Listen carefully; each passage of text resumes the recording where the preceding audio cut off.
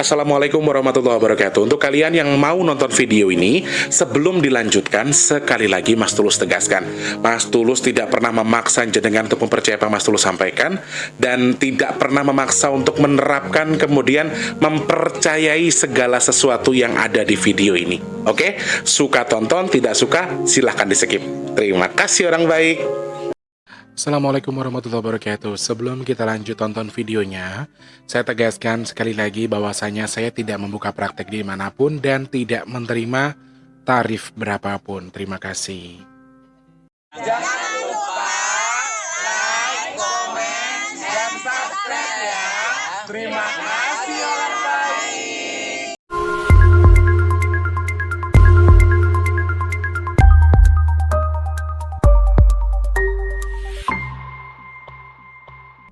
Assalamualaikum warahmatullahi wabarakatuh. Salam sejahtera untuk kita semua. Ketemu lagi sama Mas T di hari ini. Alhamdulillahirrahmanirrahim. Masih diberi kesehatan, diberi kemudahan, diberi keberkahan sama Allah. Masih bisa ketemu sama kalian lagi. Ini video akan tayang di hari Minggu tanggal 27 Maret 2022 ya.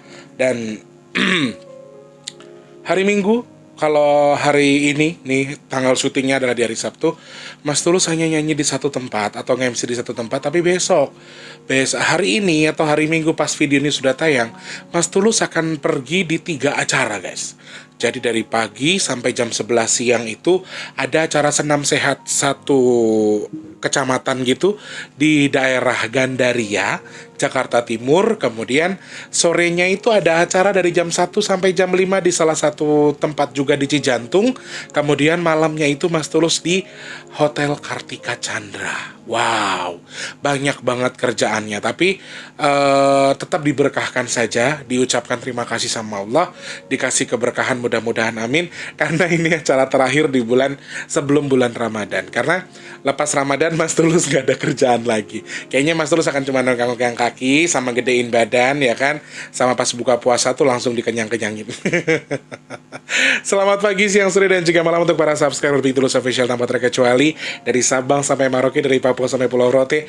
Untuk yang baru pertama kali nonton video ini, Mas Tulus ucapkan salam kenal dan juga selamat datang. Jangan lupa dipencet tombol subscribe, dihidupkan tombol loncengnya, juga di like, di share, komen boleh. Punya saran apa, punya kritik apa boleh ya. Dan juga untuk kalian yang sudah sering bolak-balik ke sini juga supportnya lah dengan dipencet like, share, dan satu lagi jangan men-skip iklan. Minta sedekahnya ya, kalau boleh. Kalau nggak boleh juga nggak apa-apa ya. Selamat pagi, siang, sore, dan juga malam untuk semuanya tanpa terkecuali saya. Jadi kesempatan hari ini terima kasih, dan terima kasih untuk semua yang sudah kalian lakukan hal terbaik. Mas T berharap mudah-mudahan terus bisa belajar menjadi baik, memberikan info-info seputar dunia perjinan. Dunia perjinan dan Mas T mau ucapkan terima kasih untuk tahun ini berjalan dengan lancar untuk sedekah nasi boxnya. Sementara waktu Mas Tulus close untuk nasi boxnya ya. Di tahun ini kita close lagi, nanti kita buka lagi selepas bulan Ramadan. Atau mungkin selama Ramadan akan ada saran-saran lain, akan ada hamba-hamba Allah yang mau membantu juga, kita kan nggak pernah tahu ya. Jadi sementara waktu kita close dulu. Mas Tulus pengen fokuskan dulu untuk sedekah bumi, teman-teman yang mau membantu untuk sedekah bumi. Kan dari kemarin banyak yang tanya gimana caranya Mas Tulus, Pieto cara ngubungin Mas Tulus. Itu gampang banget, klik kolom deskripsi, ada nomor WhatsApp, ada nomor ada Instagramnya Mas Tulus, ada Facebook, ada email, kemudian ada nomor telepon juga, ada nomor rekening yang BRI yang 2014 sekian itu, atas nama Tulus Rianto. Transfernya minimal 12.000, maksimal terserah kalian kalau untuk nasi box. Tapi karena berhubung nasi boxnya sementara Mas Tulus close dulu, Mas Tulus menunggu sedekah dari kalian untuk sedekah bumi. Transfernya berapapun Mas Tulus terima, silahkan langsung transfer ke nomor rekening yang ada di kolom deskripsi ya teman-teman. Yang mau membantu terima kasih, dan terima kasih. Pemesanan minyak bidara baru ada di hari Selasa ya, Senin baru dikirim. Itu pun Mas Tulus hanya punya kebagian hanya 7 pieces. Untuk hari Selasa cuma ada 7 pieces, selebihnya Mas Tulus belum bisa usahakan lagi karena barangnya agak susah mendapatkannya teman-teman. Jadi di apa namanya, di close dulu sedikit. Jadi nggak segampang yang biasanya. Nah, untuk yang dikirim ke Malaysia itu untuk Mbak Aisyah baru dikirim di hari Senin ya Mbak Aisyah. Nanti saya update lagi, saya infokan nomor resi dan juga lain-lainnya ya. Teman-teman, kalau di hari Jumat, Sabtu, Minggu atau hari Senin di 4 hari tadi, kalau jenengan WhatsApp Mas Tulus balesnya lama atau tidak terjawab, jangan baper, sabar karena Mas Tulus harus kerja di hari itu. Hari Senin biasanya hari istirahat. Jadi teman-teman nggak boleh baper-baperan. Kalau mau ada yang disampaikan langsung to the point. Mas Tulus, saya A B C D F G, saya pengen ngomong bla bla bla. Nah, jadi nggak usah nggak usah basa-basi kalau memang ada yang mau disampaikan. Tapi kalau hanya pengen nyapa, pengen kenalan, ya serapopo, nggak masalah. Tapi intinya satu syaratnya, harus sabar ketika menunggu balasan WhatsApp dari Mas Tulus. Oke? Terima kasih banyak orang baik. Abang Muhammad Ridwan dan juga rekan-rekan yang di Malaysia, terima kasih banyak rewardnya untuk rombongan masak. Mas Wardi katanya komplain, aku nggak dapet ya Kang, katanya kan dibaginya 6, 200 bagi 6.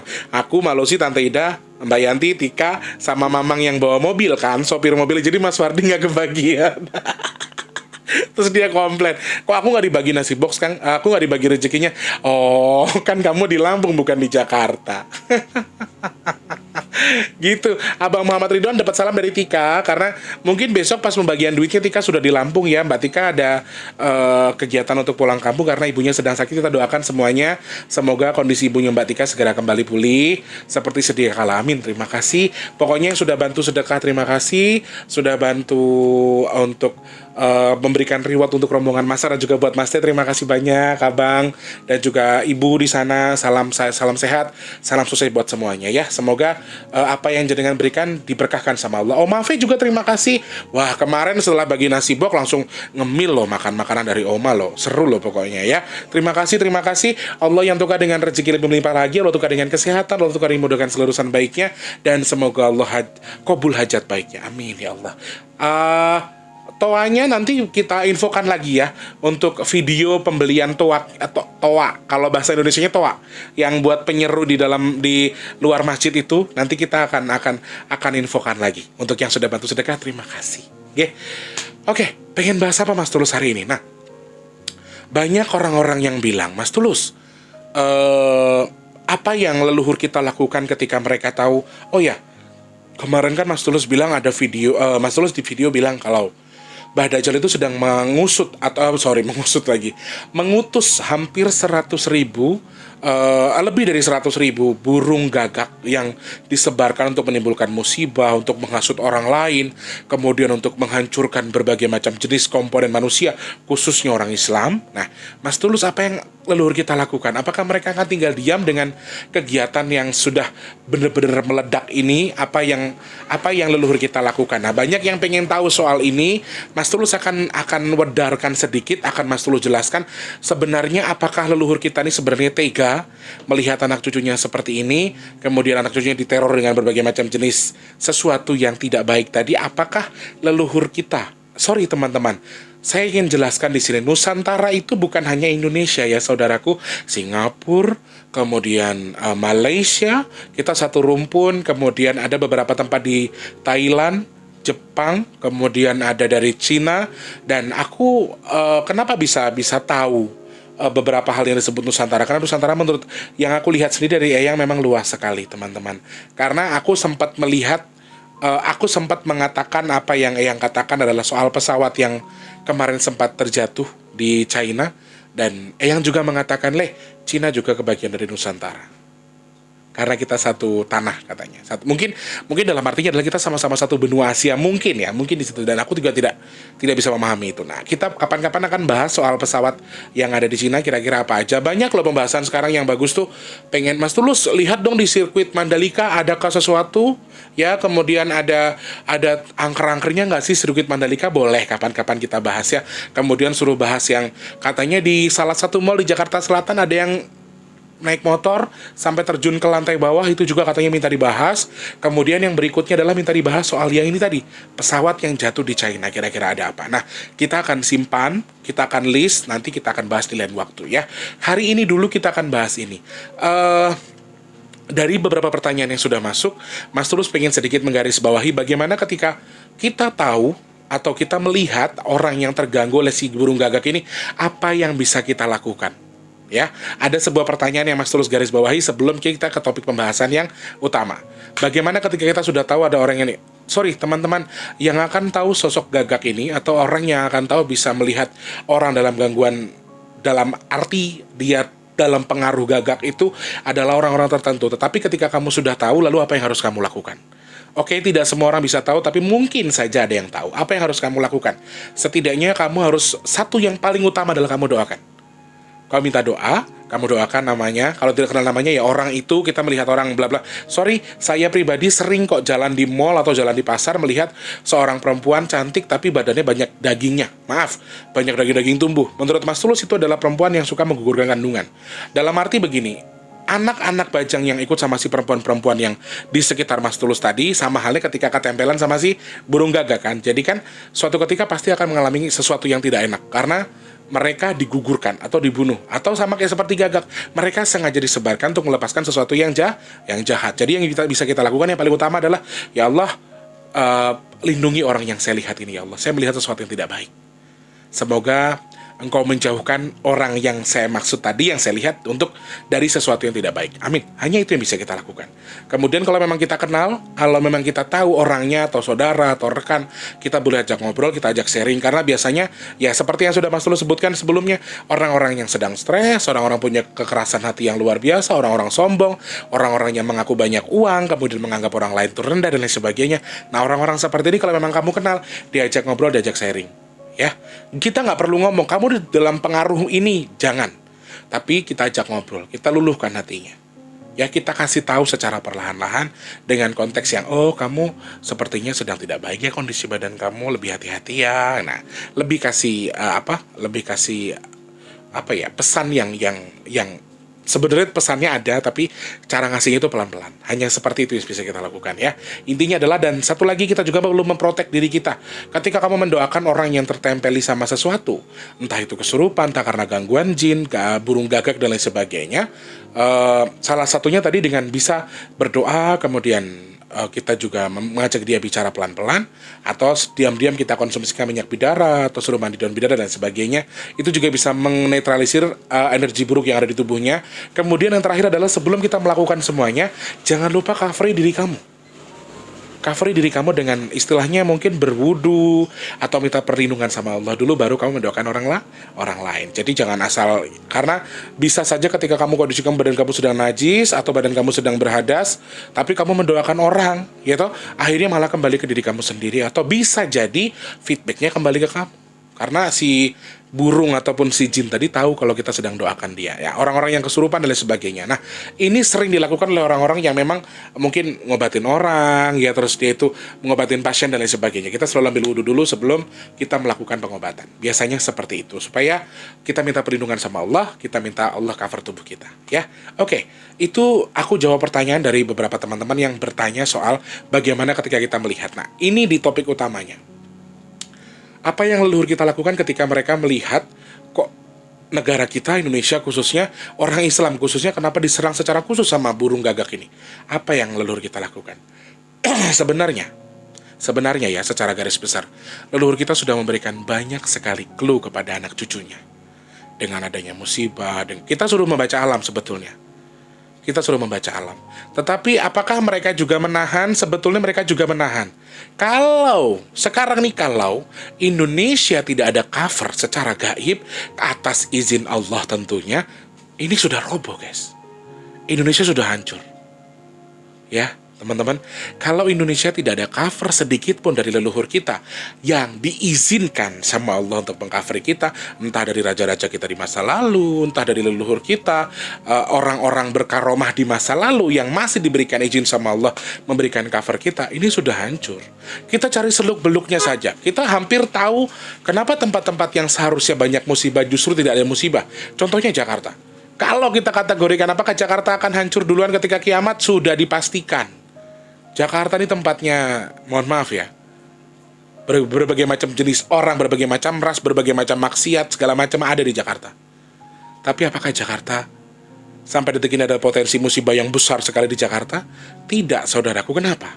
Di setiap sudut Jakarta ada tanda kutip karomah tertentu yang Allah ciptakan. Jadi seperti halnya yang kita tahu, Allah menciptakan berbagai macam jenis manusia, tempat, benda, hewan, itu ada tujuannya.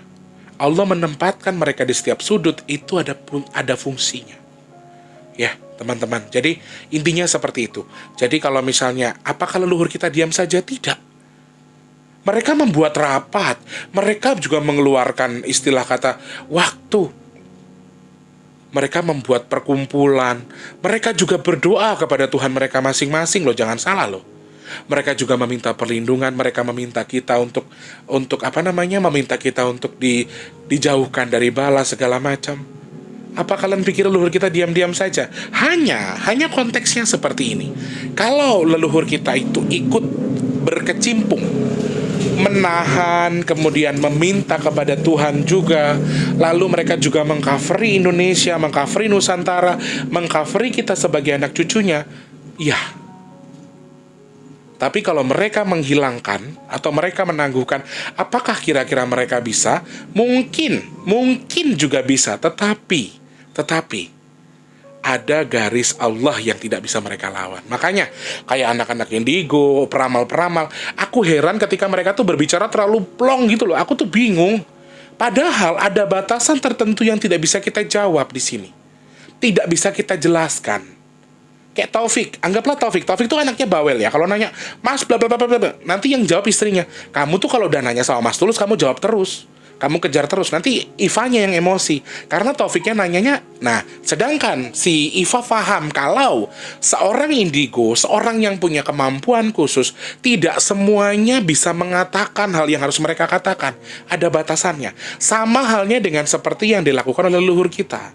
Mereka sebatas mengcovery, mereka sebatas mendoakan, tapi ketika memang sudah genting sekali, mereka juga bisa melakukan cover atas izin Allah. Tetapi kalau mereka melawan, kalau mereka, kenapa nggak dimusnahkan aja? Mungkin akan ada pertanyaan seperti itu. Yo sangat kecil toh yo. Nusantara bukan negara yang lo, iki buriku akeh banget re. Teman-teman yang bisa lihat di belakang Mas Tulus ada siapa? Lagi padet banget belakangnya Mas Tulus. Oh iya, ada yang minta dibahas soal ruah dan munggah. Mas Tulus kalau pas ruah dan munggah itu yang Mas Tulus lihat apa? Nah, kita bakal bahas itu ya, seru kayaknya. Kalau mereka membantu menghilangkan, kemudian mereka membantu memusnahkan, mungkin menurut saya loh ya, secara pribadi, ya itu sangat kecil sekali. Tapi belum waktunya. Kalau mereka memusnahkan itu, mereka, ya Allah, yang sombong akan jadi sombong. Jadi Allah menciptakan musibah, Allah menciptakan ini ada tujuannya.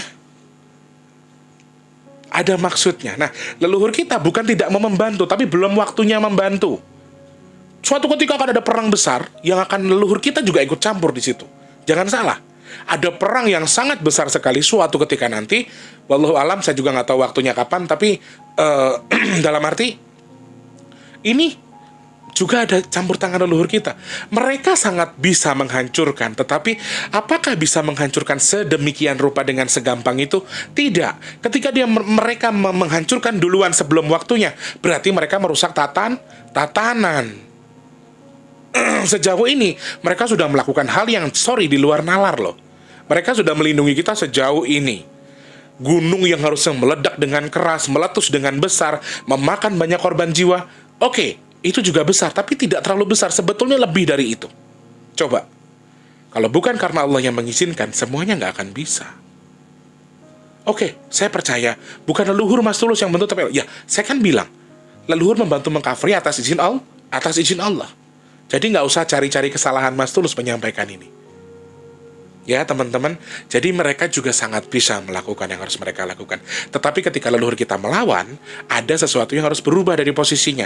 Ada yang bergeser dari jalurnya. Nah ini bahaya. Yang ada kita akan semakin hancur. Kita akan semakin terprovokasi.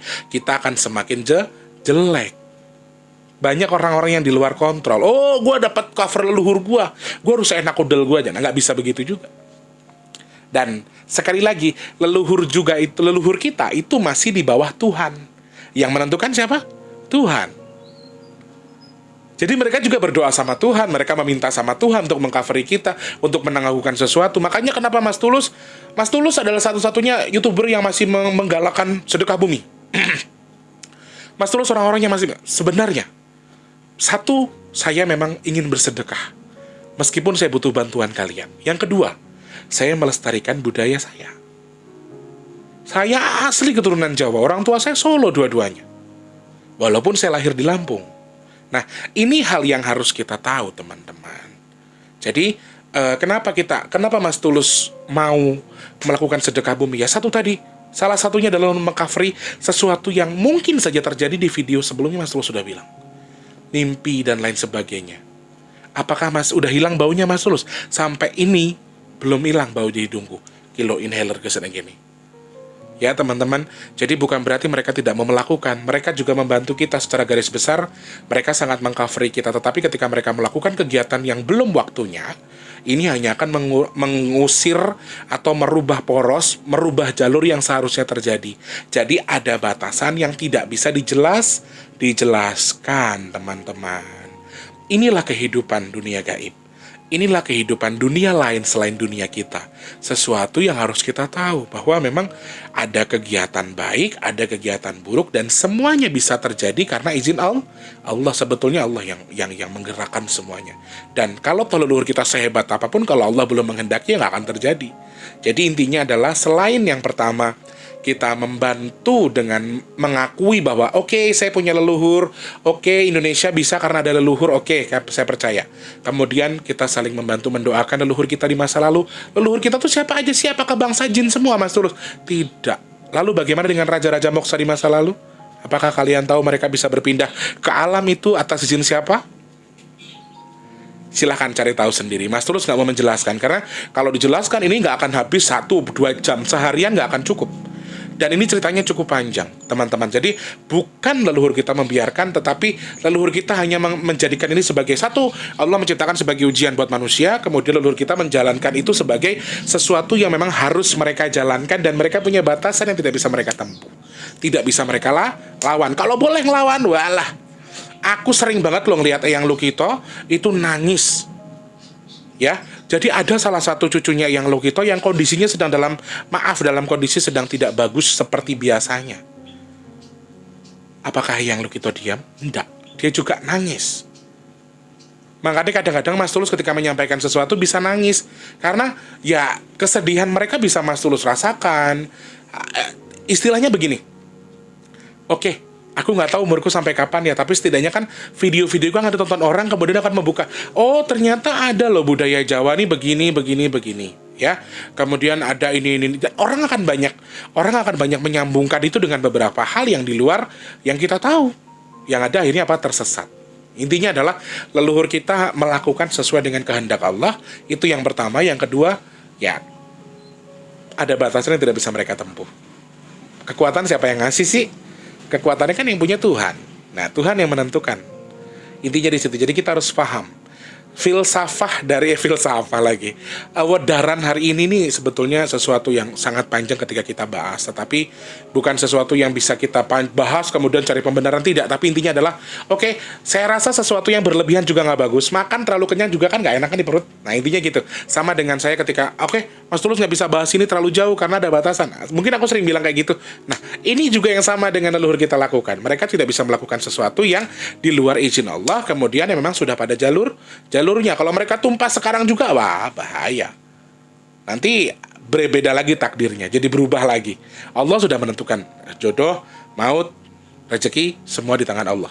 Jadi kalau kita bisa menghendaki sesuatu, mungkin kita pengen sesuatu, kita bisa minta sama Allah, kemudian kita sambil berusaha, Allah kabul. Tapi ketika Allah tidak mengizinkan, mau sebesar apapun usaha kamu, ya nggak akan bisa. Intinya di situ. Kita kembalikan ke diri kita. Mudah-mudahan apa yang Mas Tulus sampaikan hari ini bisa dipahami ya teman-teman. Jangan dari jalur terburuk, jalur ternetral yang kamu bisa. Kira-kira apa sih yang harus saya ambil jalurnya? Apa sih yang harus saya simak dari apa yang Mas Tulus sampaikan? Kira-kira aku tuh harus gimana sih? Nah, ini hal-hal yang harus kalian simak dan juga fahami. Intinya di situ ya saudaraku, mudah-mudahan apa yang Mas Tulus sampaikan jadi bahan wadaran kita semua untuk saling mempelajari bahwa oke, kita harus ingat dengan lagi dan lagi. Di video ini, di video-video Mas Tulus tidak pernah menyatukan agama dengan budaya, tetapi dari versi ini, dari versi yang apa yang Mas Tulus sampaikan, Mas Tulus selalu bilang, apa yang saya sampaikan berdasarkan dari apa yang saya tahu, atau yang saya alami. Tidak dari segi agama, tidak dari segi apapun. Segi pandangku dewi. Jadi kalau misalnya ada yang paham menganggap saya seorang guru, seorang yang mengerti, kemudian diambil, ya jangan juga, jangan terlalu seperti itu. Jadi kalau memang menurut kalian, pakai nalarnya. Oh ternyata bener yang ngomongin Mas Tulus gini. Jadi intinya adalah saya sekaligus saya mencari ilmu buat bekal saya di akhirat, ilmu saya bermanfaat buat orang banyak. Kemudian saya juga sambil setidaknya adalah melestarikan budaya saya. Nggak tahu sampai kapan, tapi semoga Allah mudahkan apa yang saya kerjakan. Amin. Saudaraku, jangan lupa untuk membantu berdoa untuk leluhur kita. Sekali lagi, bagaimana cara berdoa buat leluhur kita, Mas Tulus? Nggak usah sebutkan siapa. Tapi kalau memang kamu pengen menyebutkan, maaf, istilah kata yang Joko Tingkir, Sunan Kalijogo, silahkan, nggak apa-apa.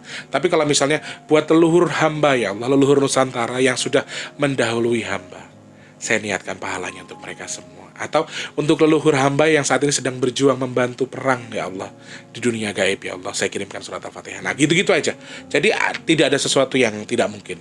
Lalu niatkan pahala sedekah kita untuk para leluhur kita. Nggak masalah kok. Bikin sendiri boleh, di rumah juga boleh.